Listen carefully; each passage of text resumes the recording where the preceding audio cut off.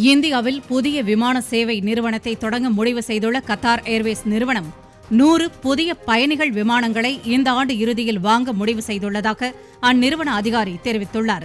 இது தொடர்பாக கூறியுள்ள கத்தார் ஏர்வேஸ் நிறுவனத்தின் தலைமை செயல் அதிகாரி அக்பர் அல் பஹர், ஐரோப்பிய யூனியனிலிருந்து பிரிந்து வருவதற்கான பணியில் ஈடுபட்டுள்ள பிரிட்டனுக்கும் இந்தியாவிற்கும் இடையே 2 புதிய விமான வழித்தடத்தை அறிவிக்க உள்ளதாக தெரிவித்தார். உள்நாட்டு விமான சேவை வழங்க வெளிநாட்டு நிறுவனங்களுக்கு அனுமதி அளிக்கும் வகையில் பிரதமர் நரேந்திர மோடியின் புதிய விமான போக்குவரத்து கொள்கை இருக்கும் என்று நம்புவதாக கூறியுள்ள அவர், இந்தியாவில் புதிய விமான சேவை நிறுவனத்தை தொடங்குவது குறித்து ஆலோசித்து வருவதாகவும் தெரிவித்தார்.